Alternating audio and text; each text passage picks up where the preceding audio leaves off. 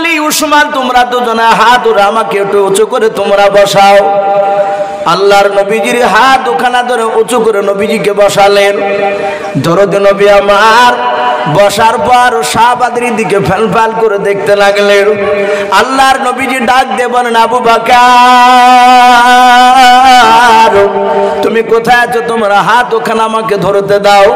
হযরতে আবু বকর সিদ্দিক রাদিয়াল্লাহু তাআলা আনহু নবীজির হাত ওখানে ধরার পর ডাক দিয়ে বলেন, নবী গো আপনার সাহাব আবু বকর আমি তো দাঁড়িয়ে।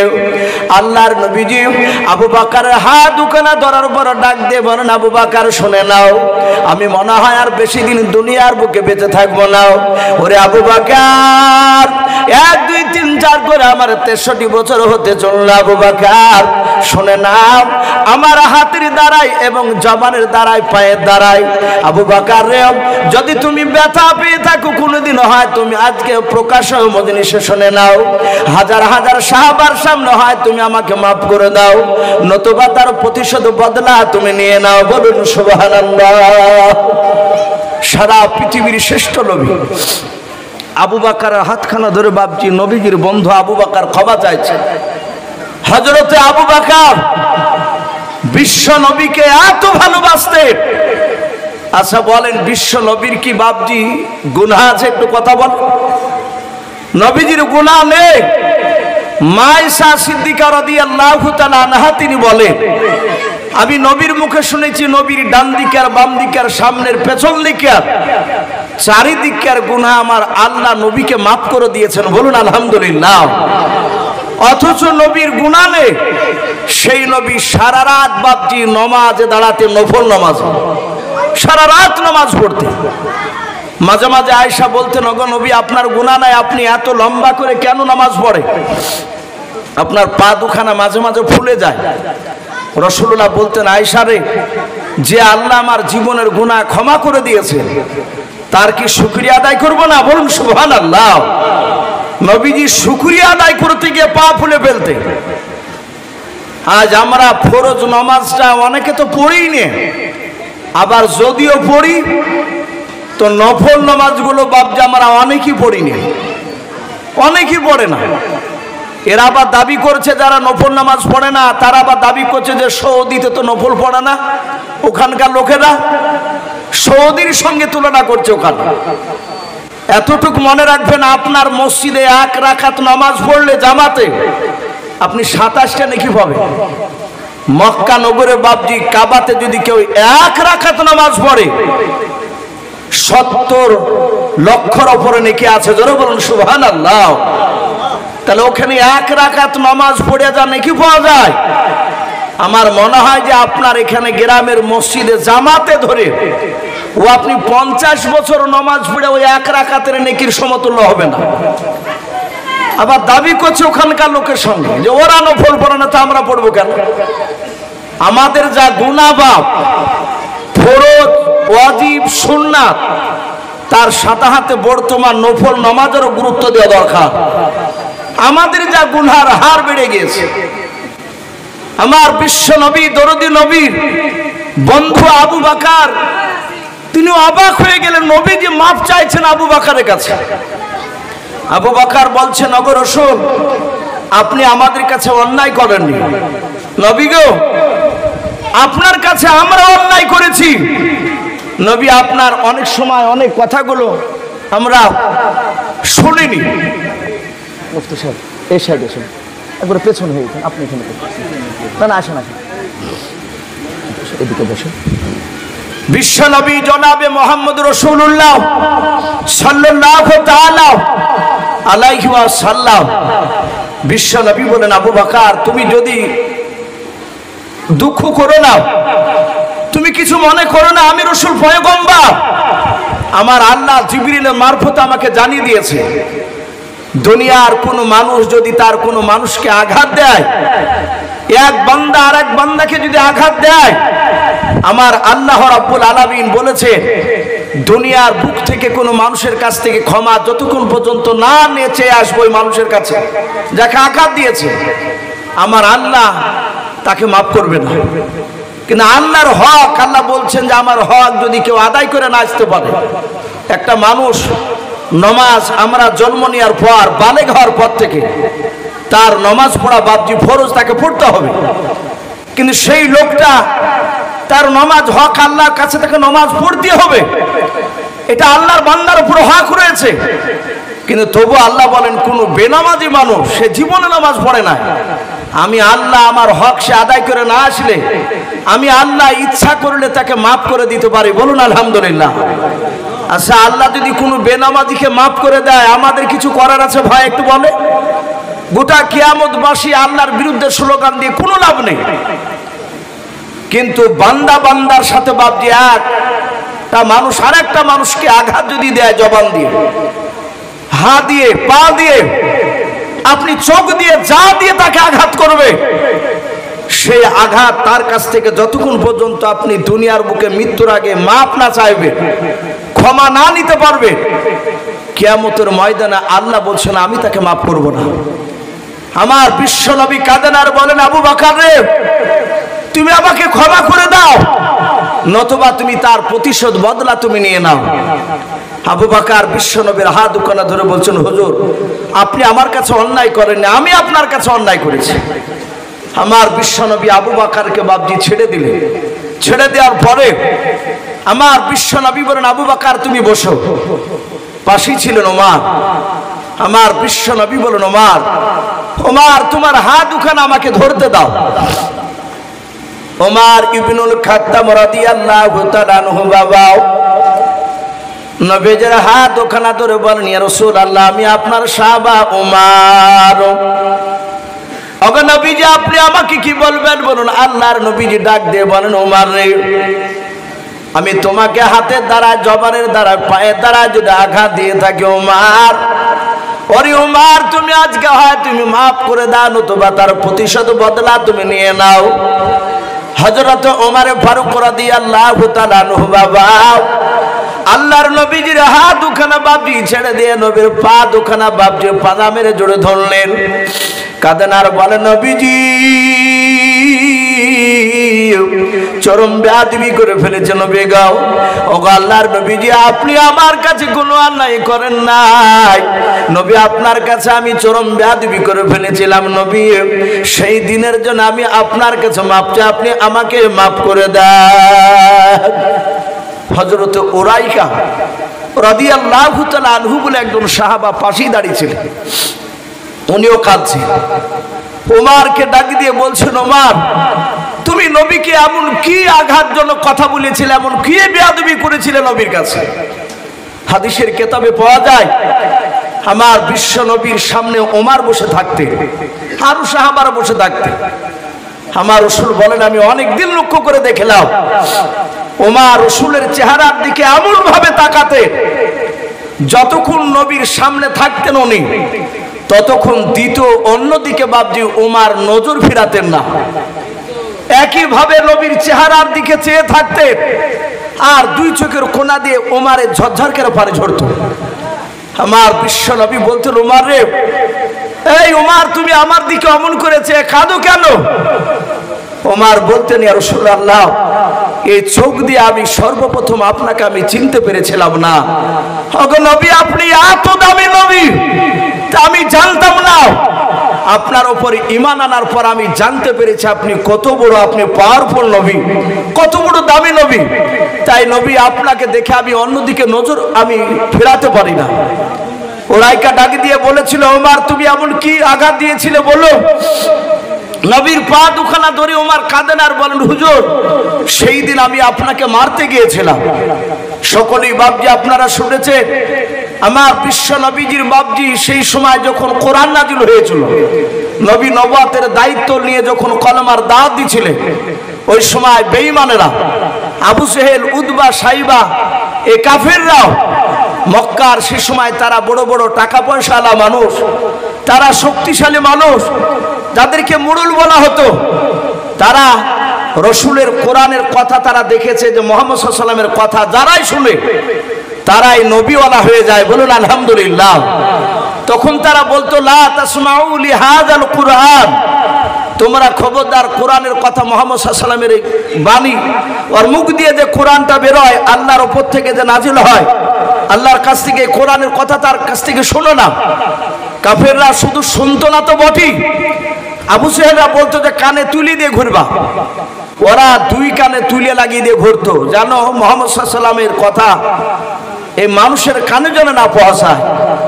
এখনো বাপজি এক শ্রেণীর মানুষেরা আছে, তাবলিগ জামাত দেখলে দেইবন্দি বাপজি, উলামায়ে দেইবন্দি যে জাল টুপে যে মুফতি সাহেবরা মাথা দিয়েছে, আমাদের এই রুমাল, এইগুলো দেখলে কিছু মানুষের বাপজি গায়ে জ্বালা শুরু হয়ে যায়। অনেক জায়গাতে বাপজি মসজিদে তাবলিগ জামাত ঢুকতে দেয় না, আছে কি নাই কথা বল। ওরা বলে যে খ্রিস্টানের এরা দালাল, তাবলিগ জামাত এদেরকে বলে খ্রিস্টানের দালাল, এরা বাহির থেকে টাকা পায়। বাপজি আমার সোনা লালেরা, ওরা জানে যে তাবলিগ জামাত মসজিদে ঢুকতে দিলে ওরা, আমাদের দলের লোক যদি তাবলিগের কাছে বসে তাহলে আমরা যে ভণ্ডা মুখে রেখাছি এগুলো জানতে পেরে যাবে।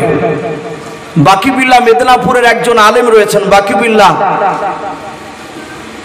দামাত বারকাতুহুম আলিয়া, মুফতি সাহেবরা ভালো চিনে, উনি আমার উস্তাদ। সুরুলিয়া মাদ্রাসা সেই সময় তিনি পড়াতেন, ওনার কাছে সারা আকাইদ পড়েছে। উনি আখিরিগঞ্জ এলাকায় একটা জালসায় গিয়েছিলেন, ওনাকে প্রশ্ন করেছে, হুজুর তাবলিগ লোকেরা তারা তো টাকা পায় খ্রিস্টানে, তাই তারা বাড়িতে বউ ছেলে ছেড়ে তারা মাসের মাস বছর পর্যন্ত তাবলিগ করে বেড়ায়। উনি কাগজটা পড়ে নিয়ে এভাবে বললেন, আপনারা বলুন সবচেয়ে কার সন্তান বেটা ছেলে বেশি আছে কিনা, হাত তুলে। অনেক লোক বাপজি তারা হাত তুলে বলল আমার 8 ছেলে, কে বলছে 6টা ছেলে। তো বলে আচ্ছা আপনার যদি 6টা ছেলে হয় সবাই কি চাকরি করে, বলে না। বলে আপনার মন চায় না যে আপনার ছেলেরা চাকরি করুক, বলে হ্যাঁ করুক। চাকরি মানে যে টাকা মাসিক পাবে, তার বর্ষা হলে মাপ নাই, তাই তো এই জন্য চাকরি গুরুত্বটা বেশি, ওর মার মহিম নাই। তো বলে আপনার মন চায় না, বলে হ্যাঁ। বলে চাকরি নিতে গেলে একটা ডিগ্রি লাগে, কমসে কম না হলো ছোটখাটো চাকরি না হলে মাধ্যমিক লাগবে পাস। তা আপনার ছেলে কি সবাই মাধ্যমিক, বলে না।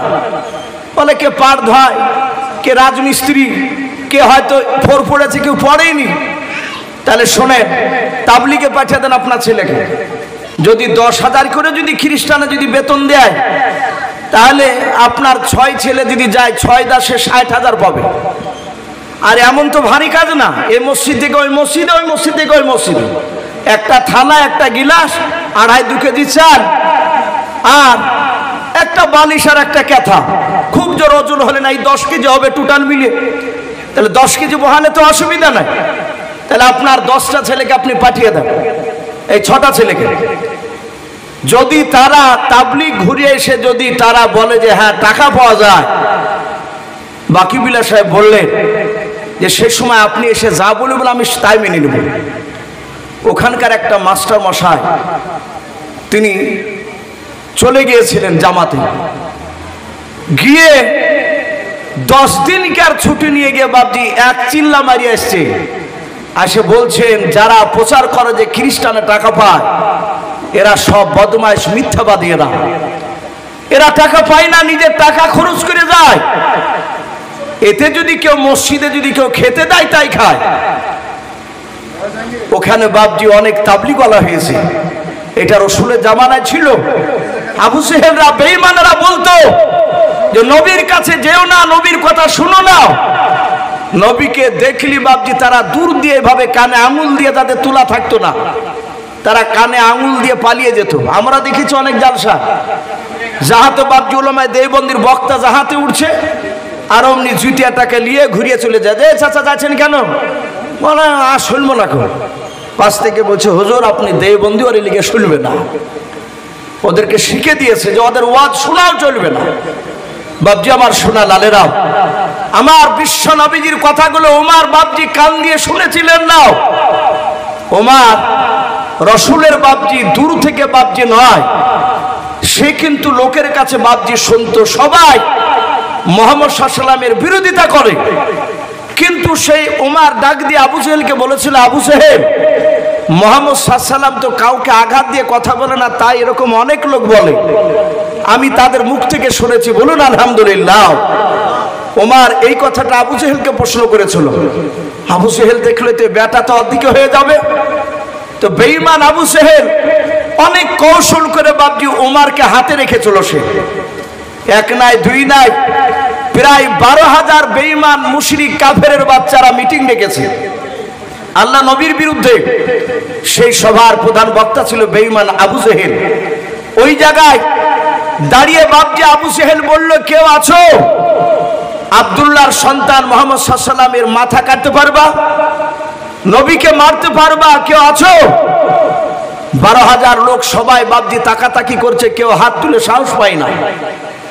তারা এটাও জানতো মুহাম্মদ সাল্লাল্লাহু আলাইহি ওয়াসাল্লামকে মারা অত সহজ নয়। সঙ্গে সঙ্গে আবু সেহেলের দরবারে ওমর হাত উঁচু করে বলেছিল, আমি মারব, আমি তাকে জবাই করব। 12,000 লোক সব কাফের এইভাবে হাত তালি মেরে তাকে বাহবা দিল, আনন্দ দিল। আবু সেহেল বলল, তুমি যদি মুহাম্মদ সাল্লাল্লাহু আলাইহি ওয়াসাল্লামকে মারতে পারো, তার মাথা কেটে নিয়ে আসতে পারো, তোমাকে বড় বড় 3টে উপহার দিব। ওমর তাতে রাজি হয়ে গেল। ওমর সেখানে ওয়াদা করে কথা দিয়ে ওলঙ্গা তলোয়ার খানা ওমর সঙ্গে করে নিয়ে ময়দান দিয়ে দৌড়াচ্ছে, রাসূলকে মারতে যাচ্ছে। ওমর মুসলমান সাহাবাদেরকে, নবীর সাহাবাদেরকে দেখলে তার চোখ লাল হয়ে যেত, কারণ তার তো ঈমান নাই। কিন্তু নবীজি ওমরের শক্তির ব্যাপারে বলেছে, আল্লাহ ওমরকে এত শক্তি দিয়েছিলেন, ওমরের 2 হাতে 50টা যুবকের শক্তি একাই আল্লাহ ওমরকে দিয়েছিলেন। বলুন সুবহানাল্লাহ। নবীর আরেকটা চাচা আমির হামজার হাতে দিয়েছিলেন। ওমরের এত শক্তি ছিল, ওমর তার দুশমনকে জবাই করে চামড়ার মুশুকে ওই মৃত ব্যক্তির, জবাই করা ব্যক্তি রক্ত ভরে নিত। ভরে নেওয়ার পরে যাকে জবাই করেছে, মেরেছে ওমর, তার রক্তকে নিয়ে তার বংশে তার বাপ যদি বেঁচে থাকতো, তার বাড়ির দরজায় গিয়ে তার বাপের নাম ধরে ডাকতো, ডেকে কাছে বলতো যে তোর ছেলেকে যে মেরেছি, তার ছেলে রক্ত খাবে। মুখে করে নিয়ে ওমর তার গায়ে ছিটা মারতো রক্ত। ভাবতে পারেন কত বড় বাপজি শক্তিশালী ছিল ওমর। সেই সময় কুখ্যাত বাপজি আপনার বাহাদুর মস্তাদ ওমর রাসূল সাল্লাল্লাহু আলাইহি সাল্লামকে মারার জন্য দৌড়াচ্ছে। মরুভূমির ময়দান দিয়ে বাপজি যাচ্ছিল, আর ওখানে একজন রাসূলের সাহাবা, কিতাবে তার নাম লিখেছে বাপজি হযরত নাঈম রাদিয়াল্লাহু তাআলা আনহু। উনি বলছেন, এই ওমর ভাই, কি ব্যাপার, এভাবে দৌড়ে যাচ্ছ কোথায়? ওমর থমকে দাঁড়িয়ে বলল, বড্ড বাড়া বেড়েছে আব্দুল্লাহর সন্তান মুহাম্মদ সাল্লাল্লাহু আলাইহি ওয়াসাল্লাম, ও তো দুরূদ পড়ছে না, ওই আব্দুল্লাহর ছেলের মাথা কাটতে যাচ্ছি। হযরত নাঈম বললেন, ভাই ওমর, তুমি একা, ওর তো সাথীরা আছে, ওরা তো তোমাকে কম করে ছাড়বে না। নাঈমের সাথে ওমরের একটু বন্ধুত্ব ছিল। আমাদের অনেক সময় আমাদের হিন্দু ভাইদের সাথে অনেকের বন্ধুত্ব থাকে না, অনেক মুসলমানের। তো বললো, ভাই ওমর, তুমি একা, ওর তো দলবল আছে, ওরা তো কম করে ছাড়বে না। ডাক দিয়ে বলল, ভাই তোর কথা শুনে মনে হচ্ছে তুই নবীর লোক। নাঈম বলল, ভাই আমি নবীর কলেমা পড়ে মুসলমান হয়েছি। এই ওমর, তুমি আমাকে মারার আগে, নবীকে মারার আগে তোমার বাড়িটা ভালো করে খোঁজ নিয়ে এসো। ওমর চিৎকার করে বলল, বাড়ি মানে? বলে, তোমার আপন কলিজার টুকরা বোন ফাতেমা নাই? বলে, আছি তো। বলে, ফাতেমার বিয়ে দিয়েছো সাঈদের সঙ্গে না? বলে, হ্যাঁ। বলে, তোমার সেই ফাতেমার স্বামী সাঈদ তোমার দুলাভাই হয়েছে, আর তোমার বোন ফাতেমা, ওরা দুজনায় স্বামী স্ত্রীতে যেই নবীকে মারতে যাচ্ছ, সেই নবীর কলেমা পড়ে তারা মুসলমান হয়ে গিয়েছে। জোরে বলুন সুবহানাল্লাহ। ওমরের যা রাগ ছিল নবীর ওপর, তার চেয়ে বাপজি 7 গুণ বেড়ে গিয়েছে রাগ। বলে, মিথ্যা বলছিস না তো? নাঈম বলছে, নবীর ওপর কলেমা পড়ে যেদিন থেকে কলেমা পড়েছি সেদিন থেকে মিথ্যা কথা বলি নাই। বলুন সুবহানাল্লাহ। আর রাসূলের যারা উম্মত হবে, বন্ধ হবে, তারা মিথ্যা কথা বলেন না। বাপজি আমার সোনা লালেরা, আল্লাহর নবী জনাবে মুহাম্মদ রাসূলুল্লাহ সাল্লাল্লাহু তাআলা আলাইহি ওয়াসাল্লাম, বিশ্ব নবীজির বাপজি যখনই কথাটা বাপজি বলেছে যে তার ভাই কলেমা পড়ে নিয়েছে, ডাক দিয়ে বলল, আমি এক্ষুনি বোনের বাড়িতে যাচ্ছি। বলে যাও। ওমর দ্রুত বেগে বাপজি নিজের বোন ফাতেমার বাড়ির দিকে দৌড়ে চলে গেল। দরজাখানা বাপজি বন্ধ করা ছিল রে বাবা। হাদিসে এটাও পাওয়া যায়, ওমর কলমা পড়ার আগে বিশ্বনবী আমার প্রকাশে কলমার দাঁত দিত বাপজি, ভয় পারতেন না। নবীজি চুপি চুপি বাপজি কলমার দাঁত দিয়ে বেড়াতেন। এতে অনেকে বাপজি কলমা পড়তো, আবার যারা কলমা পড়তে গিয়ে বাপজি আবু জেহেলের লোকেরা জানতে পারতো, তারা জোর করে নবীর সাহাবাকে নিয়ে গিয়ে তারা অত্যাচার করতো, মারতো। আল্লাহর নবীজির বাপজি নাই, ওমরের কলিজার টুকরা বোন ফাতেমা শাহিদ, তারা দুজনাই ওই ঘরের ভিতরে তারা বাড়িতে কোরআন বাপজি শিখছিল। হযরতে খাব্বাব রাদিয়াল্লাহু তাআলা আনহু বলে একজন নবীজির সাহাবা, উনি বাপজি নবীর তরফ থেকে বাপজি শাহিদ আর শাহিদের স্ত্রী ফাতেমাকে, ওদের স্বামী স্ত্রী দুজনাকে বাপজি কলমার বাপজি আপনার কথা পড়ানোর পর কোরআন বাপজি সেখানে শেখানোর জন্য গোপনে কোরআন বাপজি তেলাওয়াত করে শোনাচ্ছিলেন। হযরত ওমর দরজার গুড়িতে বাপজি কানটা একটু লাগিয়ে দেওয়ার পর মনে হলো কি যেন ভিতর থেকে বাপজি আওয়াজ বেরিয়ে আসে। হযরত ওমর সঙ্গে সঙ্গে বাবা দরজাখানা বাপজি আওয়াজ দিল, শিকলটা নড়ালো, ডাক দিয়ে বলে, ফাতেমা দরজাটা তাড়াতাড়ি তুমি খুলে দাও। হযরত ফাতেমা দরজার গুড়ি থেকে বাপজি ওমরের আওয়াজ শুনে বুঝতে পেরেছেন আমার ভাই ওমর মনে হয় জানতে পেরেছে আমরা কলমা পড়েছি, তা আমাদেরকে মনে হয় মারার জন্য দৌড়ে এসেছে। হযরত শাহিদ খাব্বাব বাপজি দুজনায় পাশাপাশি বাপজি দাঁড়িয়েছিলেন। ফাতেমা ডাক দিয়ে বলেছিল, আমার খাব্বাব ভাই এখনই কোরআনটা নিয়ে তুমি আড়ালে চলে যাও, কারণ আমার ভাই ওমর কোরআনকে চিনে না, হয়তো এসে ঘরে এসে তোমার কোরআনটাকে নিয়ে হয়তো টান মেরে ছুঁড়ে ফেলে দিতে পারে।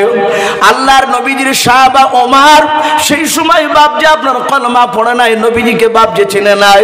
ওমর কয়েকবার বাপজি ডাক দিল, দরজা যখন খুলতে দেরি হয়ে গেল, দরজা খুলতে দেরি হলো, ওমর বাপজি লাফ মেরে দরজাটা বাপজি আপনার ভেঙে গিয়াও, দরজা ভেঙে ফেলে বাপজি ঘরের ভিতরে প্রবেশ করলো। ওমর প্রবেশ করার পর ওমরের দুলাভাই নিজের বাপজি আপনার শাহিদ যে আপনার নাম ছিল, তার কাছে গিয়ে বাপজি বাম হাত দিয়ে তার দাড়ি কানাকে বাপজি ওমর বাপজি ধরে ফেলল। অমনি কাছে গিয়ে দাড়ি কানা ধরে বলে, এই শাহিদ ভাই, শুনলাম তুমি নাকি কলমা পড়েছো। যারা ইমানদার হয়, আল্লাহওয়ালা হয়, তারা পৃথিবীর কাউকে দেখে ভয় পায় না, একমাত্র আল্লাহকে ছাড়া। আমাদের ভয় যদি হয় কাউকে দেখে জানতে হবে যে ইমান দুর্বল হবে। শাহিদ চিৎকার করে বলল, ভাই শুধু আমি একাই পড়েছি তা নয়, তোমার বোন ফাতেমাও কলমা পড়ে নিয়েছে। ওমর আরো রেগে গেল, দাড়িখানা বাম হাত দিয়ে ধরে টান মেরে বাপজি ঝিক্কা মেরে ফেলে দিল। শাহিদ আগুনেতে উঠানে পড়ে গেল। ওমর নিজের দোলা ভাইয়ের বুকের উপরে দাঁড়িয়ে পা দিয়ে লাত মারতে লাগলো, বুকের বাতা ভেঙে ফেলবো বলে তলোয়ারের উল্টো পিঠ দিয়ে আঘাত করতে লাগলো। হযরত শাহিদকে চিৎকার করে আওয়াজ দেয়, মারে আর বলে, বল কলমা ছাড়বি কিনা, আমাদের দুশমন মুহাম্মদ সাল্লাল্লাহু আলাইহি ওয়াসাল্লামের কলমা ছাড়বি কিনা বল। হযরত শাহিদ বলে, ভাই না, মারতে মারতে যদি শেষ করে দিস তাও কলমা ছাড়বো না।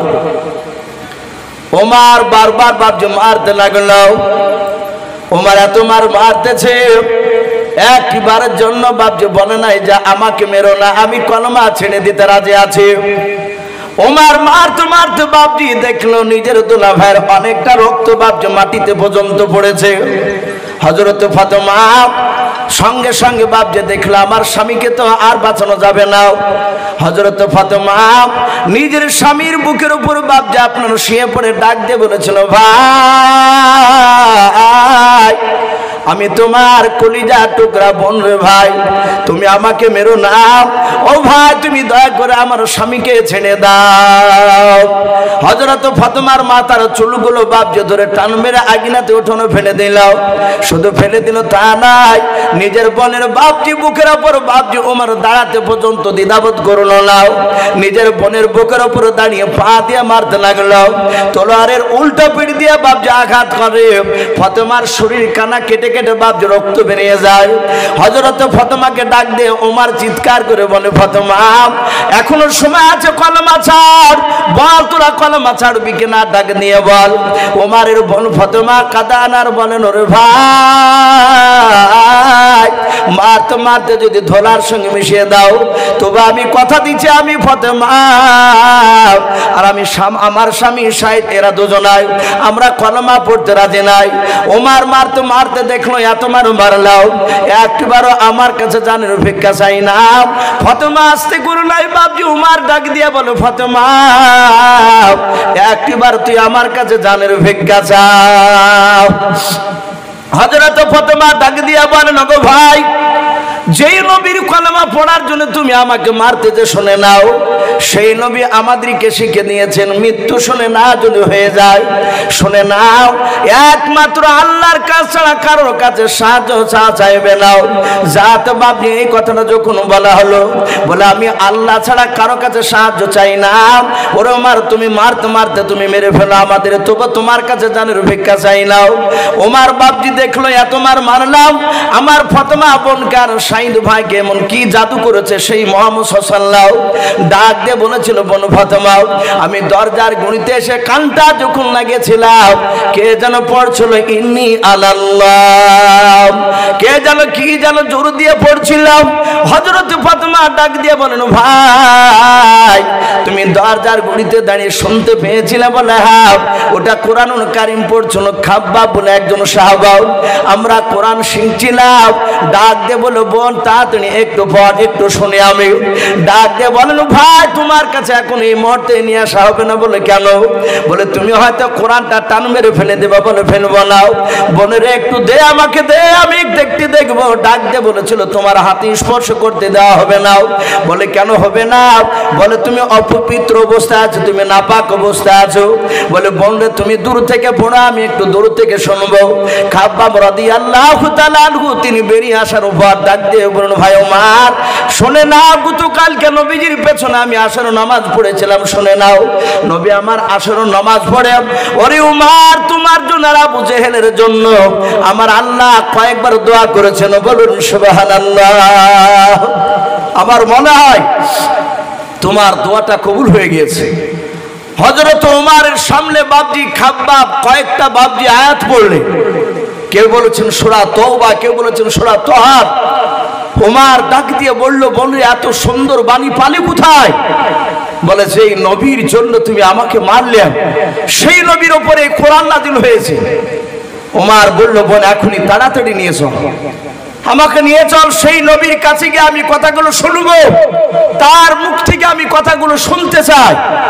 তার মানে বাপজি ওমর বিশ্ব নবীর কথাগুলো কান দিয়ে ভালো করে তার আগে শুনেছিলেন না।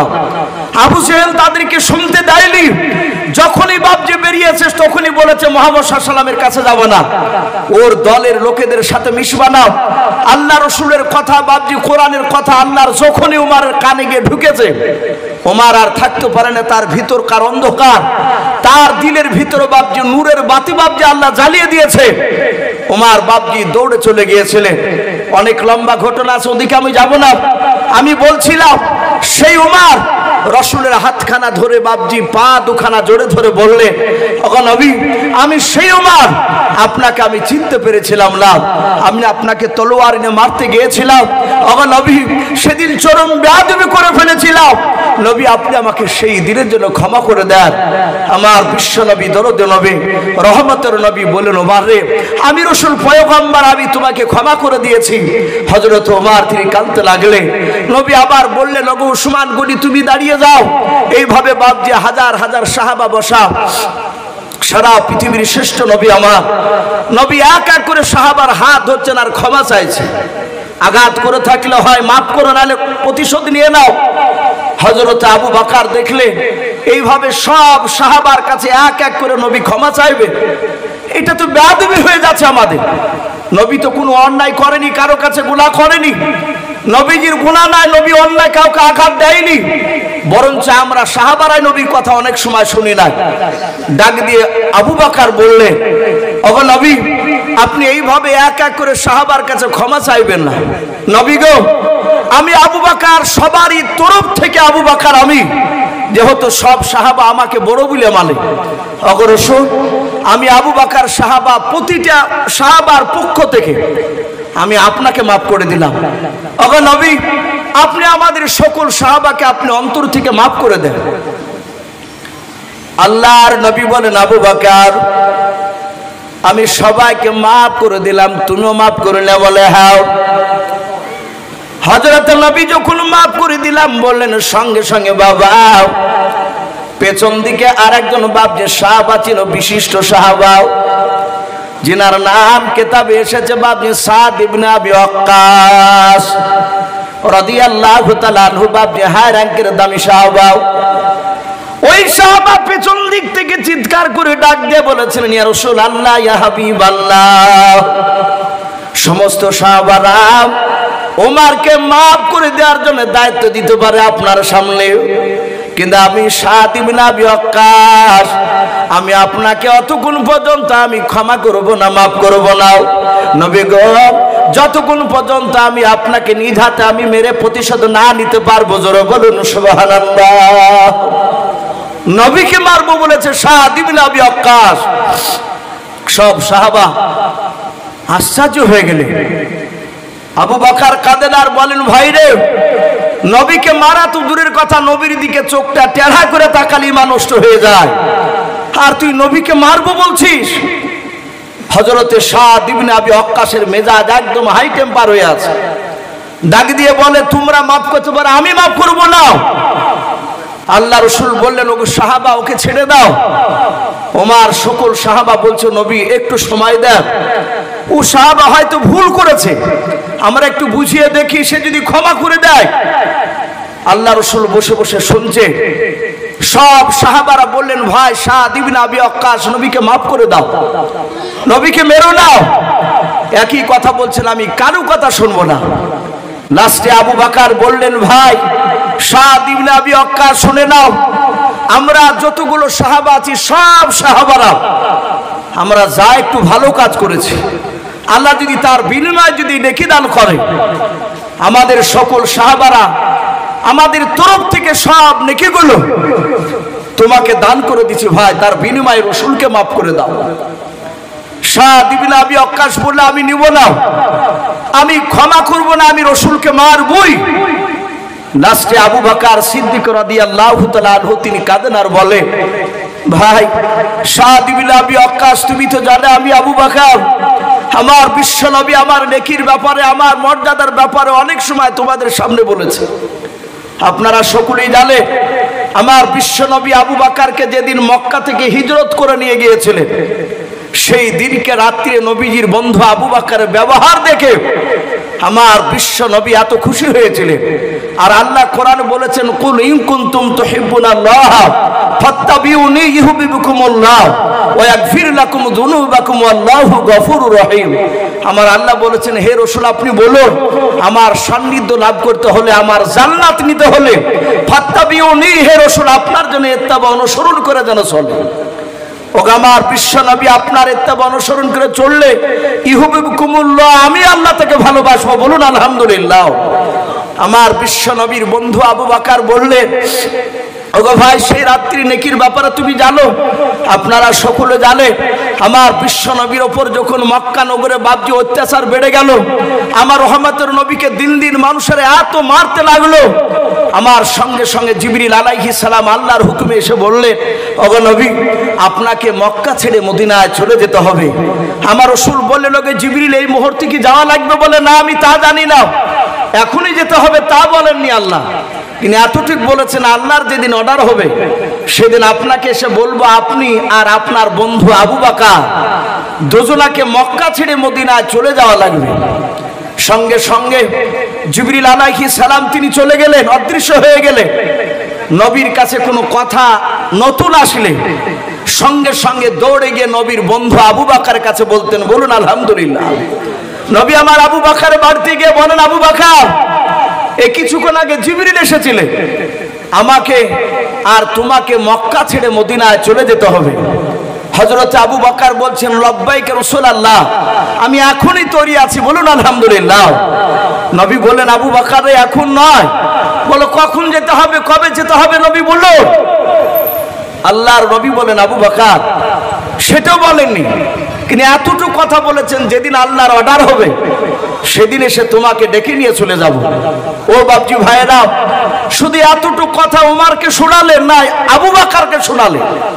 আবু বকর এমনি এমনি দামি হয় নাই, সব সাহাবার চেয়ে বাপজি নেকির দিক দিয়ে বাপজি এত দামি এমনি হয় নাই।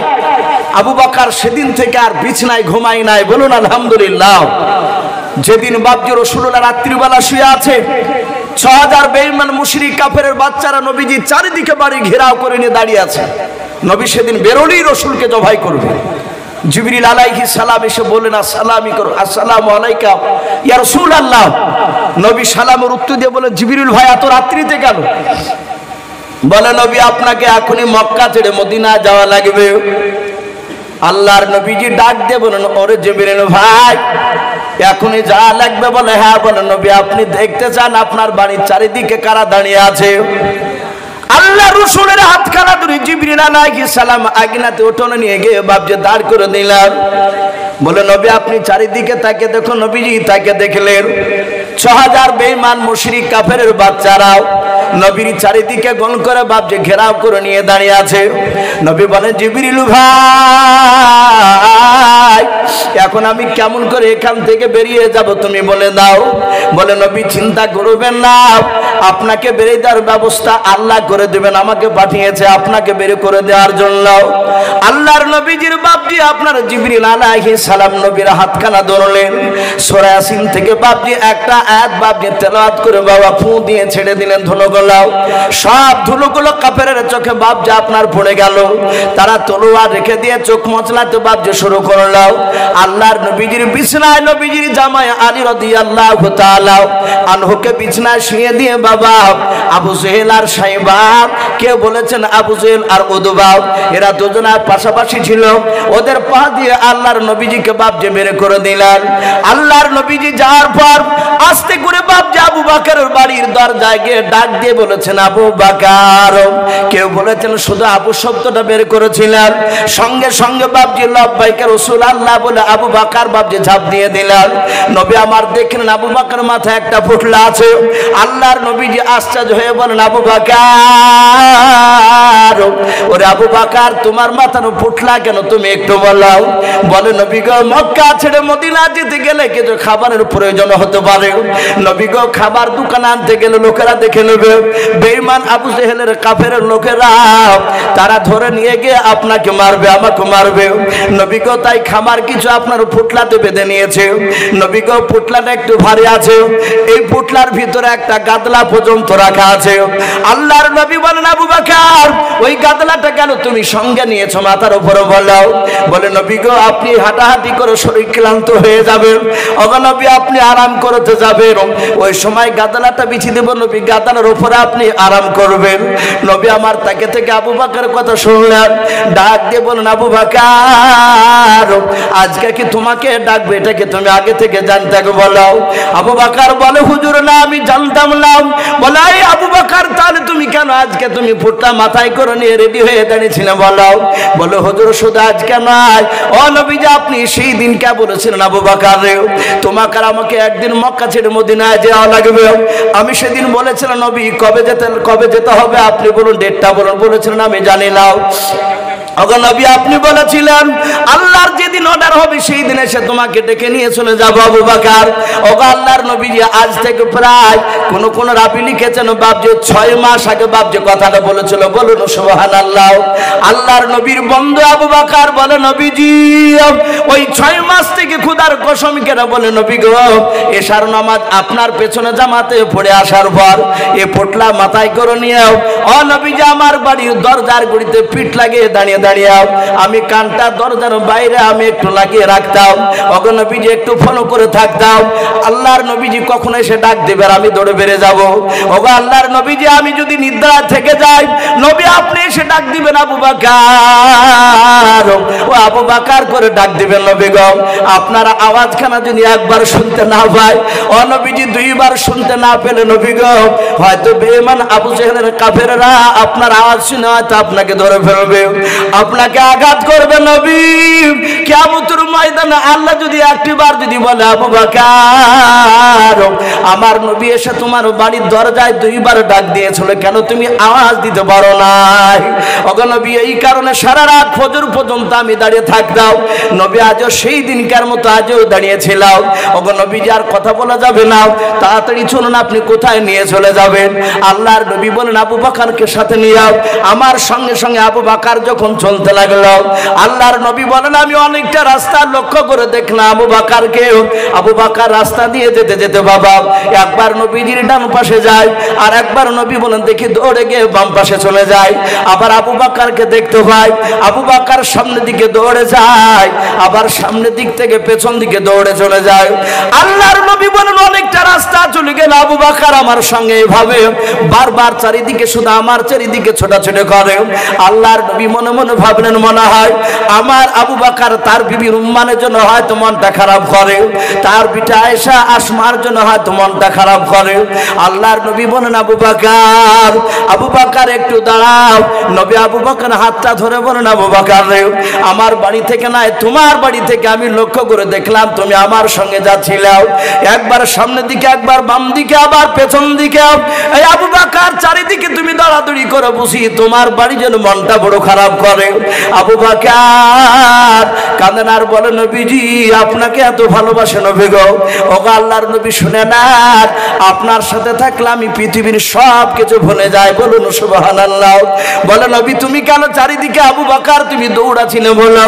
আবু বকর বলে হুজুর আমি ডান দিকে কেন যাচ্ছিলাম, বাম দিকে কেন যাচ্ছিলাম আপনি জানেন না বলে নাও। ওরে আবু বকর গায়েবের খবর অদৃশ্য খবর আল্লাহ ছাড়া কেউ জানে না, এই জন্য আমি জানি না তোমার অন্তরের কথাও। কেন তুমি চারিদিকে দৌড়াদৌড়ি করেছিলে তুমি বলো? আল্লাহর নবীজিকে ডাক দিয়ে আবু বকর বলে হুজুর আজকে রাত্রিবেলায় আমি ডান দিকে চলে যাচ্ছি, আপনার সাথে কেন শুনে নেন? আজকে যে রাত্রিবেলায় মক্কা ছেড়ে মদিনায় আমরা পালিয়ে যাচ্ছি। ওগো আল্লাহর নবী এই কথাটা কোন রকমে যদি আবু জেহেলের লোকেরা গতকালকে যদি টের পেয়ে যায় জানতে পেরে যায়, হয়তো আবু জেহেলের লোকেরা এই রাস্তার দিকে হয়তো চারিদিকে বেঈমানেরা তীর ধনুক নিয়ে দাঁড়িয়ে থাকবে। নবী গো ডান দিকের বাহু দেখে হয়তো বেঈমানেরা ডান দিকের কাফেররাও আপনার বাহুখানা দেখে ডান দিকে লক্ষ্য করে হয়তো তারা তীরখানা ছড়বে। ও নবী আপনার বন্ধু আবু বকর ডান দিকে এই কারণে দৌড়ে যায়, ডান দিকের তীরটা যেন আপনার শরীরে না গেঁথে গিয়ে আপনার বন্ধু আবু বকরের যেন গায়ে যেন গেঁথে যায়। বলুন সুবহানাল্লাহ। আল্লাহর নবী বলেন রে আবু বকর এই কারণে চারিদিকে তুমি দৌড়ায়? বলে হ্যাঁ নবীজি চারিদিকের তীরগুলো যেন আবু বকরের গায়ে লাগে, নবী জান থাকাকালীন পর্যন্ত আপনার যেন শরীরে যেন না গেঁথে যায়। আল্লাহর নবী আর থাকতে পারলেন না, আবু বকর কি বুকের সাথে বাপজি জোড়ে ধরে গালে মুখে সোমা দিয়ে আল্লাহর নবী বলেন আবু বকর এত ভালোবাসো তুমি আমাকে? বলে হ্যাঁ। আবু বকর শুনে না আমি পয়গম্বর শুনে বললাম তুমি এত ভালোবাসে এত তোমাকে মহব্বত আমি করে শুনে নাও, আজকে রাত্রি নেকিটা শুনে নাও। অন্য কোনো উম্মাত কেন সারা পৃথিবীর উম্মাতেরা একদিকে যদি হয় তোমার আজকে রাত্রি নেকির সমান কেউ হতে পারবে না। বলুন সুবহানাল্লাহ। সেই আবু বকর ডাক দিয়ে বলছেন ভাই সাদ ইবনে আবি ওয়াক্কাস আমার ওই রাত্রি নেকিটা পর্যন্ত আমি তোমাকে দান করে দিয়েছি, তুমি রাসূলকে মাফ করে দাও। সাদ ইবনে আবি ওয়াক্কাস বলেন ভাই আবু বকর আমি তবু তোমাকে আমি রাসূলকে মাফ করব না, আমি ওই রাত্রি নেকি নিব না, তুমি আমাকে রাসূলকে মারতে দাও। নবী বললেন আবু বকর ওকে ছেড়ে দাও, যদি তোমরা ওকে জোর করে যদি ক্ষমা চেয়ে নাও হয়তো আল্লাহ কিয়ামতের ময়দানে এটা আমাকে প্রশ্ন করতে পারে তুমি তোমার সাহাবাকে দিয়ে জোর করে তুমি ক্ষমা করে নিয়েছো, তোমাকে মারবো বলছিল মারতে দাওনি, সেদিন আমি কিয়ামতের ময়দানে জান্নাত যেতে গিয়ে আটকা পড়ে যাব। কিয়ামতের ময়দানে তো সূক্ষ্ম বিচার হবে সেদিন। হে আমার আবু বকর ওর প্রতিশোধ নিতে দাও। বাবজি আমার সোনা লালেরা, আবু বকর সিদ্দিক রাদিয়াল্লাহু তাআলা আনহু সকলে দাঁড়িয়ে গেলেন। আমার রহমতের নবী দাঁড়িয়ে ডাক দিয়ে বললেন, ওরে সাদ ইবনে আবি ওয়াক্কাস, তুমি যে আমাকে মারবো বলছো, আচ্ছা তুমি কি দিয়ে মারবা? বলে, হুজুর, যে চাবুকটা দিয়ে আপনি আমাকে মেরেছিলেন, একদিন উটের পিঠে চেপেছিলেন আর আমি উটের লাগাম ধরে ধরে যাচ্ছিলাম, আপনার ডান হাতে চাবুক ছিল, চাবুক দিয়ে উটের পায়ে মারতে গিয়ে উটের পায়ে না লেগে আমার এই কাঁধে লেগেছিল। হে নবী, আমিও আপনার কাঁধে মারতে চাই, ওই চাবুকখানা আমার বাড়িতে রাখা আছে, আমি যত্ন করে রেখেছি। বাবজি আমার রাসূল বললেন, যাও সাদ ইবনে আবি ওয়াক্কাস, তুমি যাও দৌড়ে চাবুকখানা নিয়ে এসো। বাবজি আপনারা সকলেই জানেন মসজিদের উন্নতি কল্পে বাবজি আজকে এই জালসার মাহফিল আয়োজন করা হয়েছে, তাই তো মুফতি সাহেব? এই মসজিদের উন্নতি কল্পে আপনারা অনেকে বসেছেন আলহামদুলিল্লাহ। ডান দিকে বাম দিকে সামনে অনেক বাবজি ভাই বসে আছে। মুফতি সাহেব একটু ইশারা করলেন, ভাই আপনি একটু একটু কালেকশনের দিকে একটু বলুন। তাই বেশি নয় বাবজি, মিনিট 15 মতো, বেশি কষ্ট দিব না, কারণ আমার পরে আর একজন ভালো বক্তা রয়েছে, উনি আসবেন, ওনাকেও বাবজি একটু সময়ের দরকার রয়েছে। আর রাত্রি বেশিরভাগ 11টা বাজতে চললে মানুষ আর থাকতে চাইছে, এই জন্য বাবজি আরব শেখ 300 টাকা দিয়েছেন, আল্লাহ তার দানকে কবুল করুন, বলুন আল্লাহুম্মা আমিন। তাই বাবজি আপনারা এখানে বসে আছেন মসজিদকে তৈরি করার জন্য, আলহামদুলিল্লাহ ঘর তো সুন্দর হয়েছে, আরো কাজ রয়েছে। তাই প্রতিটা বাবজি ভাই এখানে যারা আছে মিনিট 15 মতো একটু বাবজি আপনাদের কাছে দেখতে চাই, 2000, 1000, 5000 বাবজি যে যা পারবে একটু হাত উঁচু করে আল্লাহর ঘরকে তৈরি করার জন্য বাবজি একটু নামটা লেখা ইনশাআল্লাহ। মাশাআল্লাহ, নাম বলে না, বেনামিতে একজন 500 টাকার দাতা, বলুন মারহাবা। আল্লাহ তার 500 টাকা দানকে আল্লাহ কবুল করুন, বলুন আল্লাহুম্মা আমিন। আর একজন 600 টাকা দিয়েছেন, আল্লাহ তার দানকে কবুল করুন। খলিল শেখ কত? মাশাআল্লাহ, দেখেন খলিল সাহেব বাগজাপাড়া থেকে, উনি 1000 টাকার দাতা, বলুন মারহাবা। আল্লাহ তার 1000 টাকা দানকে আল্লাহ কবুল করুন। ওগো মাওলা, তুমি তো আলিমু মিদাতি সুদূর, ওগো আল্লাহ যারা যেই নিয়তে দান না করছে তার নিয়তকে পরিপূর্ণ করে দাও, বলুন আল্লাহুম্মা আমিন। আল্লাহ যারা দান করছে, যারা করতে পারে নাই, তাদের সকলে হায়াতে তয়বা সে হাতে কুল্লিয়া দান করুন, বলুন আল্লাহুম্মা আমিন।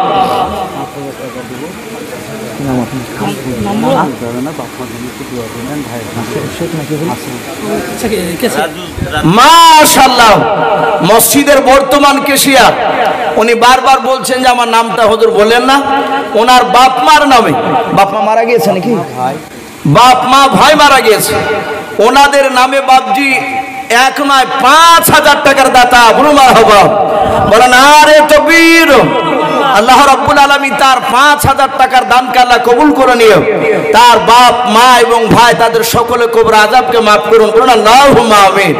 আল্লাহ তুমি তার হায়াতে কুল্লিয়া সেহাতে কুল্লিয়া হায়াতে তয়বা তুমি দান করো, বলুন আল্লাহুম্মা আমিন। বাবু শেখ 200 টাকা, বলুন মারহাবা, নারে তাকবীর। এই বাবু শেখ নামে দেখো বান্দা কোথায় যে ছিলাও, বাপ মায়ের নামে দেখো 200 টাকা দিলাও, যার সাথে যে নিয়াতে 200 টাকা করে গেল দান, দানকে কবুল করো তুমি সবার। অগবারি দোয়া করে অগপাক বাণী মিজানেতে নেকির পান্না করে দিও ভাই, আল্লাহুম্মা আমিন। ভাই একটু তাড়াতাড়ি আসো ভাই, একটু ঝটঝট করে আসে, আমি ঘটনাটা বলতে বলতে একটু রেখে দিয়েছে ভাই, আর কয়েক মিনিট বলে ইনশাআল্লাহ আপনাদের কাছ থেকে বিদায় নিব। রাজু শেখ 500 টাকা, এ রাজু শেখ নামে দেখো বান্দা কোথায় যে ছিলাও, আল্লাহ নাম শুনে দেখো 500 টাকা দিলাম, 500 টাকা বলে মনে করিও না হেলাও, নেকের খাতায় মলা লিখিও গো মেলাও, যার সাথে যে নিয়াতে করিয়াছে দান, দানকে কবুল করো তুমি সুবহানাল্লাহুম্মা আমিন। আসো ভাই ও মা বোনেরা, মা বোনেরা আপনারাও 500, 1000, 200, 100 যে যা পারবে, ছোট ছোট বাচ্চা ছেলের হাত একটু পাঠিয়ে দিবে, আর না হলে কমিটির ভাই বিশিষ্ট ব্যক্তিকে একজন বয়স্ক টাইপের একটু মা বোনদের ওই গেটের কাছে গিয়ে একটু দাঁড় করাবেন, অনেক মা বোনরা দিবে ইনশাআল্লাহ। একটু আসো ভাই। বাবজি ভাই 500, 1000, 2000, 5000 যে যা পারবেন ভাই, আপনাদের কাছে জোরজবরদস্তি করে চাওয়া যাবে না, আল্লাহ রাস্তায় খুশি করে দেব। এ কাজম নামে দেখো বান্দা কোথায় যে ছিলাম, আল্লাহ নাম শুনে দেখো 500 টাকা দিলাম, যার সাথে যে নিয়াতে করিয়াছে দান, দানকে কবুল করো তুমি সুবহানাল্লাহুম্মা আমিন। আরেকজন বেনামিতে দেখো বান্দা কোথায় যে ছিল, তোমার নাম শুনে দেখো 500 টাকা দিলাম, 500 টাকা বলে মওলা করিও না হেলাম, নেকের খাতায় মওলা লিখিও গো আল্লাহুম্মা আমিন। জামাল চৌধুরী নামে দেখো বান্দা কোথায় যে ছিল, শেষের বেলা এসে দেখো 500 টাকা দিলাম, 500 টাকা বলে মওলা করিও না হেলাম, নেকের খাতায় মওলা লিখিও গো মেলাম, অগো বাড়ি দোয়া করে অগো পাক বানাম, জান্নাতে খেলায় তুমি আঙ্গুর বেদানা আল্লাহুম্মা আমিন। আসো ভাই, একটু তাড়াতাড়ি আসো ভাই। কুষ্টিয়া থেকে দুজন 200 400 টাকা, কুষ্টিয়া থেকে দুজন বেনামিতে 200 করে 400 টাকা, আল্লাহ তাদের দুজনার দানকে আল্লাহ কবুল করো। আল্লাহ তুমি তাদের নেক মাকসুদকে পুরা করে দাও, তাদের আত্মীয় স্বজন কবর আযাবকে তুমি মাফ করে দেবো আল্লাহুম্মা আমিন। বাবজি একটু আসো ভাই, আসি ইনশাআল্লাহ। আরেকজন বক্তা প্রায় সময় হয়ে এসেছে আশা করি, আর হয়তো কিছুক্ষণ মধ্যেই উনি হয়তো চলে আসবেন। বাবজি একটু আসি। আর আল্লাহর কোনো বান্দা নাই ভাই এখানে? আমার এই ডান দিকে বাবজি ভাই, সামনে এবং বাম দিকে যারা আছে সকলকে বলবো বাবজি চাপ করে নাই, 500, 200, 1000 যে যা পারবে একটু আল্লাহ রাস্তায় একটু দান করে যায় ঘরে, জি হরকত বরকত হয়। আমরা লজ্জা করব না, 100, 200 টাকা থাকলে দিব ইনশাআল্লাহ, লজ্জার কোনো কারণ নাই। এই দেখেন আরেকজন বেলাবিত ভাই আমার 100 টাকা দিয়েছেন, আল্লাহ তার দানকে কবুল করুন। ওগো মাওলা, যারা দান করছে যারা করতে পারে নাই, তুমি সকলকে নবীর চেহারা না দেখে আমাদের মত দিও না, বলুন আল্লাহুম্মা আমিন। আসি ভাই, জি একটু তাড়াতাড়ি আসি। 500 টাকা কালাম উনি ওয়াদা করেছেন, 200 টাকা দিয়েছেন আর 300 টাকা বাকি, আল্লাহ তার দানকে কবুল করুন, বলুন মারহাবা। হিকমপুর থেকে একটা যুবক ভাই, উনি 500 টাকার দাতা, বলুন মারহাবা। আল্লাহ তার 500 টাকা দানকে আল্লাহ কবুল করুন, তার আত্মীয় স্বজন কবর আযাবকে মাফ করুন, বলুন আল্লাহুম্মা আমিন। ভাই একটু তাড়াতাড়ি আসো ভাই, জি আল্লাহর ঘরকে তৈরি করার জন্য বেনামিতে 200 টাকা, আল্লাহ তার দানকে কবুল করুন। ওগো মাওলা, অনেকে নাম বলতে লজ্জা করেছে, মাওলা তুমি তো তাদেরকে চেনো, আল্লাহ তুমি তাদেরকে গোপনে তুমি তাদের উদ্দেশ্য পূরণ করে দাও, বলুন আল্লাহুম্মা আমিন। মাইনুল আনসারী 500 টাকা দিয়েছে, বাপ মায়ের জন্য দোয়া চাই। মাইনুল আনসারী সাহেব 500 টাকা দিয়েছেন, বাপ মার জন্য দোয়া চেয়েছে। আল্লাহ তুমি তার 500 টাকা দানকে কবুল করে নাও, তার বাপ মা কবর আযাবকে তুমি মাফ করে দাও, বলুন আল্লাহুম্মা আমিন। আসি ভাই, দেরি না করে একটু ঝটঝট করে আসি। জি 500, 1000, 2000, 5000 যে যা পারবেন বাবজি একটু এগিয়ে আসি, আমরা দানের হাতটা একটু বাড়াই। আরো দুজন ব্যক্তি 100 করে 200 টাকা দিয়েছে, আল্লাহ তাদের দানকে আল্লাহ কবুল করুন, বলুন আল্লাহুম্মা আমিন, আল্লাহুম্মা আমিন। ভাই আসি। জি ওগো মা বোন, আপনাদের নাম এখনো পর্যন্ত একজনেরও পাইনি, ওই দেখুন ওই বাচ্চা ছেলেটার একটু ধরে নেন টাকাটা। আসি মা বোন, আপনারা যে যা পারবেন নামটা জিজ্ঞাসা করুন। কি নাম তোমার? ফারজিনা। ফারজিনা, ফারসিনা, ফারসিনা 400 টাকার দাতা, বলুন মারহাবা, নারে তাকবীর। এই ফারসিনা নামে দেখো বিটি কোথায় যে ছিলাও, আল্লাহ নাম শুনে দেখো 400 টাকা দিলাও, 400 টাকা বলে মওলা করিও না হেলাও, নেকের খাতায় মওলা লিখিও গো মেলাও, যার সাথে যে নিয়াতে করিয়াছে দান, দানকে কবুল করো তুমি সুবহান। আমি পাপী গুনাহগার দোয়া নাহি জানি, ফারসিনা বিটির জন্য দোয়া করবে ফাতেমা জননী, আল্লাহুম্মা আমিন। মাশাআল্লাহ, ইসলামপুর থেকে একজন বেনামিত ভাই 1000 টাকা। এই বেনামিতে দেখো ভাই কোথায় কোথায় যে ছিলাম, বাপ মার নামে দেখো 1000 টাকা দিল, যার সাথে যে নিয়াতে করিয়াছে দান, দানকে কবুল করো তুমি সুবহানাল্লাহুম্মা আমিন। কত 200 আর একজন বেনামিত মা আমার পর্দা নাড়ানো হতে কোথায় যে ছিল, এসে দেখো মালা 200 টাকা দিল, যার সাথে যে নিয়াতে বেনামিত মা আমার 200 টাকা করিয়াছে দান, দানকে কবুল করো তুমি সুবহান। অগো বাড়ি দোয়া করে অগো পাক বাড়ি, মিজানেতে নেকির পানা করে দিও ভারী।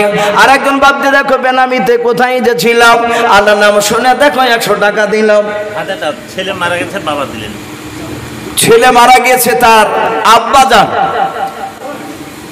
1000 টাকার দাতা, বাপ বেঁচে থাকতে তার ছেলে যদি মারা যায়, তাহলে সে বাপ জানে যে কত কষ্ট হয় তার ভিতরে। নিজের ছেলেকে নিজে হাতে মাটি দিয়েছে তার সন্তানের জন্য, বাপে 1000 টাকা দিয়েছেন। আল্লাহ তুমি 1000 টাকার দানকে কবুল করে নিয়ে তার ছেলের কবর আযাব তুমি মাফ করে দাও। ওগো মাওলা তুমি এক্ষুনি জান্নাতি পোশাক তার শরীরে পরিয়ে দাও। বলুন আল্লাহুম্মা আমিন। আল্লাহ তুমি তার বাপকে সবরে জামিল দান করো। বেনামিতে 150 টাকা আল্লাহ তার দানকে কবুল করো। আল্লাহ যারা দান করছে, যারা করতে পারে নাই, তুমি সকলকে মাওলা রাসূলের চেহারা না দেখে আমাদের মত দিও না। বলুন আল্লাহুম্মা আমিন, আল্লাহুম্মা আমিন। বাপজি একটু ঝটঝট করে আসো বাপ, শোনা আমরা যে যা পারবো ভাই, 200, 100, 500, 1000, 2000 আল্লাহর ঘরকে তৈরি করার জন্য অনেক বাপজি আপনার কাজ আছে। মসজিদ আলহামদুলিল্লাহ এসি ফিট করার মতনই ক্যাপাসিটি করেছে, কাঁচমাত সবই ফিট করা আছে। শুধু এই সিঁড়ির কাছে একটা কাঁচ লাগালে আর এসি লাগালি হয়ে যাবে। যদি কোনো আল্লাহর বান্দা মনে করেন যে আমি আল্লাহর ঘরে একটা এসি দান করব, যদি কোনো বান্দা থাকে, ইনশাআল্লাহ বাপজি আপনারা একটু হাত উঁচু করে দিতে পারেন। একটা এসি একজনায় কিংবা 2-3টে বন্ধু যদি থাকে, আপনারা বসে বসে আলোচনা করে 2টো বন্ধুতে মিলেও দিতে পারেন। আল্লাহর ঘরকে বাপজি ঠান্ডা করার জন্য কিয়ামত পর্যন্ত বাপজি নেকি পাবে। মানুষেরা নামাজ পড়বে, নিশ্চয় বাপজি আপনার জান্নামে দিবেন, তার আমল নামায় বাপজি নেকি ইনশাআল্লাহ জমা হবে।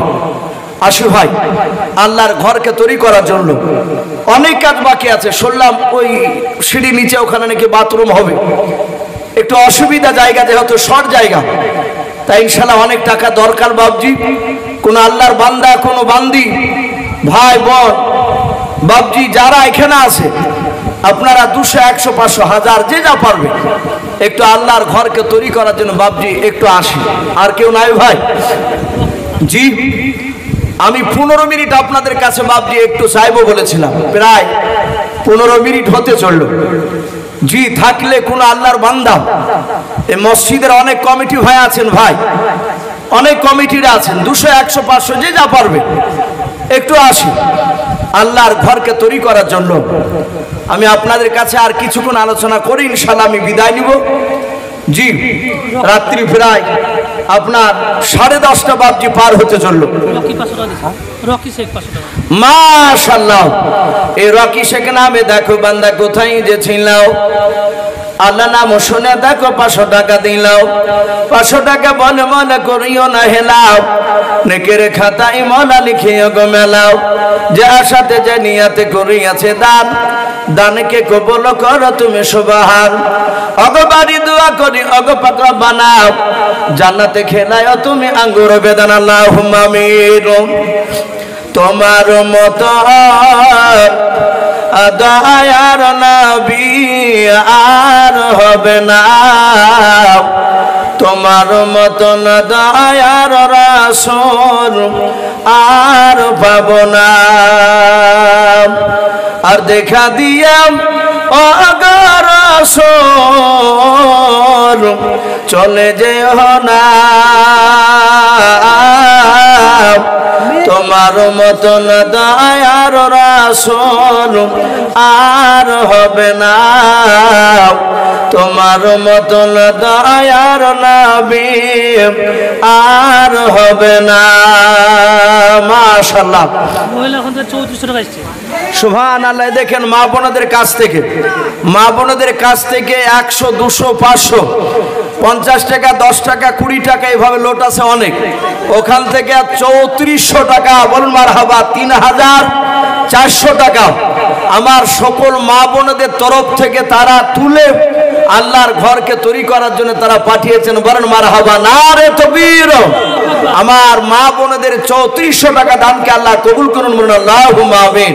ওগো মাওলা, তুমি আমার সকল মা বোনের ইমানটা হযরতে মা ফাতেমা জোহরা রাদিয়াল্লাহু তাআলা আনহার মতো ইমান বানিয়ে দাও, বলুন আল্লাহুম্মা আমিন, আল্লাহুম্মা আমিন।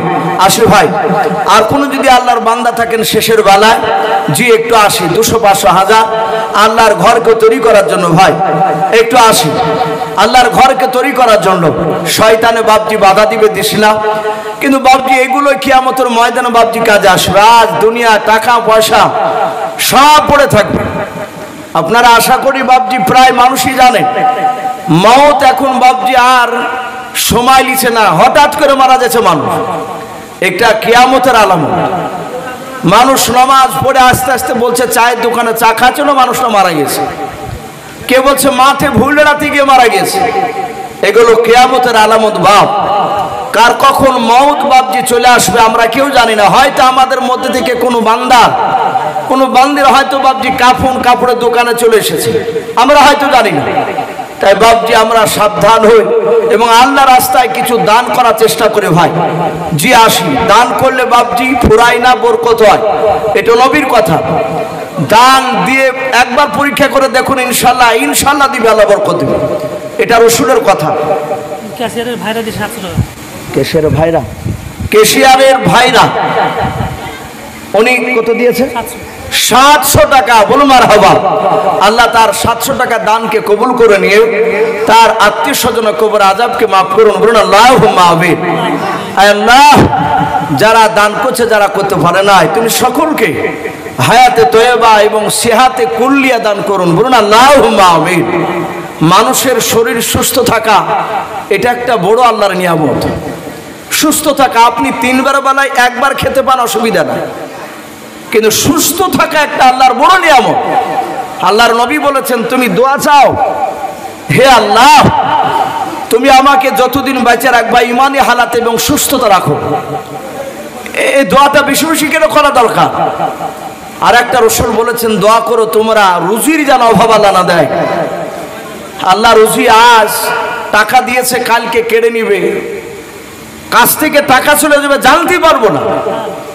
অনেক মানুষকে দেখা যায় বাপজি বুলেট ছাড়া ঘুরত না, আবার দেখা যাচ্ছে একটা সাইকেলও জুড়ছে না, এরকম হয়ে গেছে অবস্থা।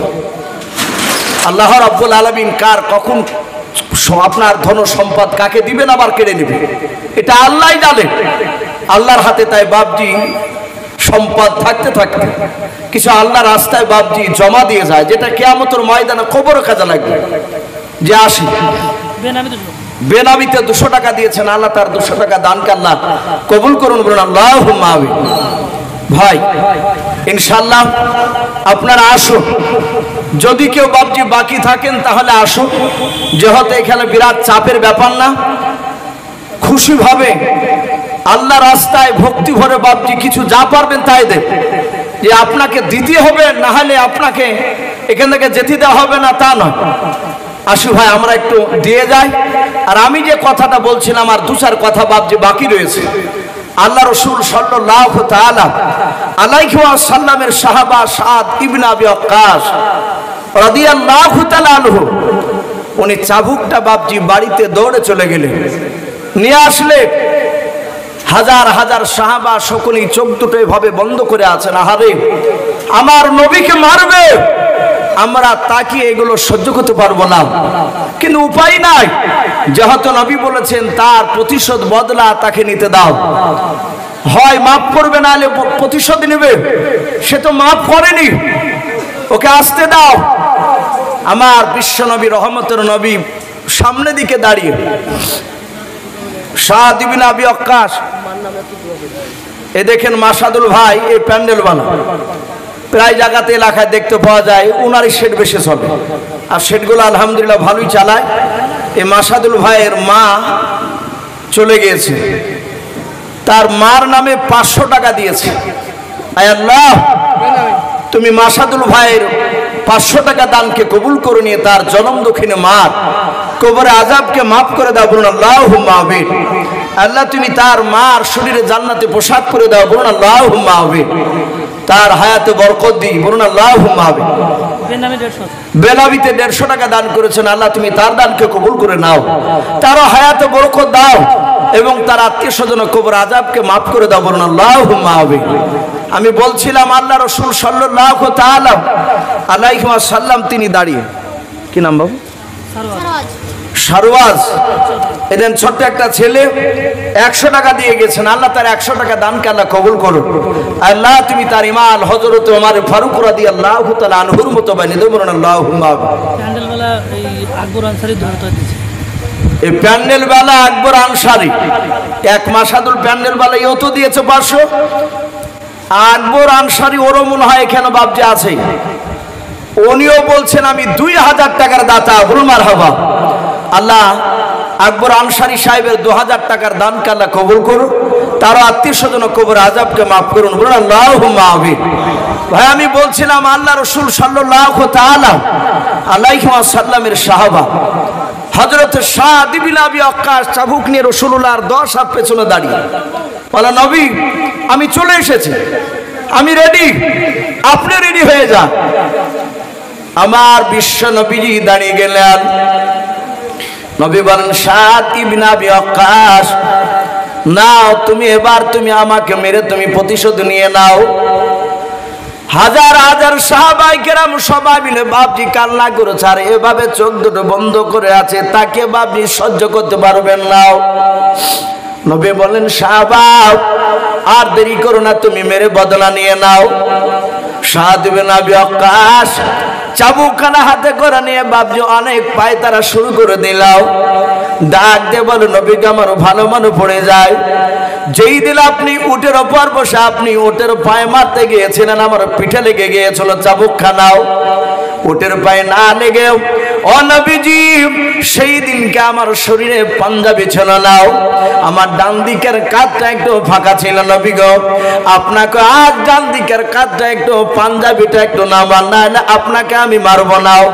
আল্লাহর নবীর সাহাবা আবু বকর সিদ্দিক রাদিয়াল্লাহু তাআলা আনহু তিনি কাঁদেন আর বলেন, ভাই নবীকে মারা তো অন্যায় শোনে না, তার উপরে আবার নবীদের কাঁধ থেকে জামাটা একটু সরাতে বলছে। বলে, ভাই তোমার সঙ্গে কথা হয় নাই, আল্লাহ রাসূলের সাথে আমার কথা আছে, তুমি এইখানে তুমি কথা বলতে আসবা নাও। আবু বকর দয়া করে তুমি চুপচাপ দাঁড়িয়ে যাও। আবু বকর বাপজার কিছু বললেন না। নবী বলেন, সাহাবারা আমি বলেছে তোমরা আর কথা বলবা নাও। সাহাবারা আর কেউ কথা বলে নাই। আল্লাহর নবী বলেন, ওরে সাদ ইবনে আবি ওয়াক্কাস জামাটা একটু টানা লাগবে। বলে হাও। সাদ ইবনে আবি ওয়াক্কাস তিনি দাঁড়িয়ে দাঁড়িয়ে দেখছিলেন আল্লাহর নবী আমার সামনের দিকে মুখ করে, রে বাবা সামনের দিক কার বাপজি এইভাবে বাপজি আপনার ডান দিকের গারিবানটাও আমরা জামার কলার বলে অনেকে ওই কলারটা বাপজি এইভাবে যাতে একটু টেনে দিলেন। সাদ ইবনে আবি ওয়াক্কাস লক্ষ্য করে দেখলেন বাবা যখন বাপজি টেনে জামাটা একটু সরালেন আর দেখলেন নবীজির ডান দিকের কাঁধে একটা গোস্তের বাপজি টুকরা ছিল, হাড়ের টিপির সমান বাপজি আপনার মোটা কবিতর ডিমের সমান বাপজি একটু উঁচু গোস্তের টুকরা ছিল। ওটাকে আল্লাহর নবী বলেছেন ওটা আমার মাহারে নবাত। বলুন সুবহানাল্লাহ। আল্লাহর নবীজির সাহাবা বললেন, নবী গো আর জামাটা টানা লাগবে না, যাতে বাপজি মাহারে নবাত একটু আলাদা হয়ে গিয়েছে, দেখতে পাওয়া গিয়েছে। সাদ ইবনে আবি ওয়াক্কাস নবীর কাছে যাওয়ার পর নবীজিকে বাপজি না মেরে মাথার উপর দিয়ে চাবুকখানা ফেলে দিয়ে, রে বাবা আল্লাহর নবীজির মাহারে নবাতে ছোঁয়া দিয়ে দিলেন। বলুন সুবহানাল্লাহ। সাদ ইবনে আবি ওয়াক্কাস সুবা দিয়া চাবুকখানা ফেলে দিয়ে বাপজি নবীর পা দোখানা ধরে বাপজি কেঁদে কেঁদে বলেন, ও আল্লাহর নবীজি চরম বেয়াদবি করে ফেলেছে। নবী গো ও নবী আপনাকে কি আমি মারতে পারি? নবী ও আল্লাহর নবী যে আপনি দয়া করে আপনি আমাকে ক্ষমা করে দেন। সব সাহাবারা অবাক। নবী বলেন, এই সাদ ইবনে আবি ওয়াক্কাস তাহলে তুমি মারবো বললে কেন? বলে, হুজুর আপনি দুনিয়ার বুকে 10 জন ব্যক্তির জান্নাতের খোঁজখবরি শুনিয়েছেন। বলেছেন আবু বকর উনি জান্নাতি, ওমর জান্নাতি, হাসান হুসাইন রাদিয়াল্লাহু তাআলা আনহুম আজমাইন এরা জান্নাতি। এভাবে নারী পুরুষ আপনি 10 জনকে খোঁজখবরি শুনিয়েছেন। এই 10 জনের সিরিয়ালে সাদ ইবনে আবি ওয়াক্কাসের নামটা নেই। ওগো নবী আপনি মেরেছিলেন, আমি একটু খুশি হয়েছিলাম, কিন্তু নবী আজকে আমি আপনার কাছে একটু অভিনয় করেছি। আমি আপনার ওই মাহারে নবুয়তের ব্যাপারে আপনার মুখ থেকে শুনেছিলাম, আপনি বলেছেন আদম নবীকে দেয় নাই, মুসা নবীকে দেয় নাই, ঈসা নবীকে দেয় নাই, ইদ্রিস নবীকে দেয় নাই, জারজিস নবীকে দেয় নাই, হুদ নবী আলাইহিমুস সালাম, এইভাবে এক এক করে হে রাসূল আপনি বাদ দিয়ে কোন নবী রাসূলকে এই মাহারে নবুয়তটা দেয় নাই, শুধু আপনাকে দিয়েছে। নবী নিশ্চয় এটা অত্যন্ত দামি। তা আমি সেই দিন থেকে আমি কৌশল অবলম্বন করছিলাম, কবে সুযোগ পাবো আপনার ওই মাহারে নবুয়তটা একটু চুমা দেওয়া।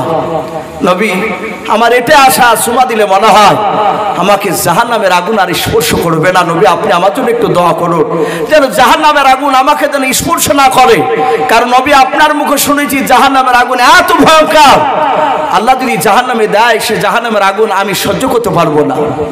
বাপজি সে রাসূল সাল্লাল্লাহু তাআলা বেনামিতে একজন 500 টাকা দিয়েছেন, আল্লাহ তার দানকে কবুল করুন, বলুন আল্লাহুম্মা আমিন। ভাই আমার বলার উদ্দেশ্য এই যে সারা পৃথিবীর শ্রেষ্ঠ নবী তিনিও সাহাবার কাছে মাপ চেয়েছে। তাহলে আমরা অনেক সময় মানুষকে চলতে, হাঁটতে গিয়ে, বসতে গিয়ে, কথা বলতে গিয়ে অনেক সময় মানুষকে আঘাত দিয়ে থাকি। আমরা ক্ষমা চাইবো ভাই, বলুন ইনশাআল্লাহ। আমরা লজ্জা করবো না, আমরা মানুষকে আঘাত দিলে আমরা তার কাছে ক্ষমা চাইবো। এই রসুলের কথার দিকে লক্ষ্য করে আল্লাহ রাব্বুল আলামিন আমাদের সকলকে কোরআন এবং সুন্নাত অনুযায়ী আমল করার তৌফিক দান করুন, আল্লাহুম্মা আমিন। ভাই আমার পরের বক্তা আজকে যিনি জালসার প্রধান বক্তা ভাইজান, উনি চলে এসেছে, আর ওনাকে বসে রেখেও বাপজি কথা বলা এটা ঠিক নয়, এটা বেয়াদবি হবে। তো যাই হোক, আমি আর আপনাদের কাছে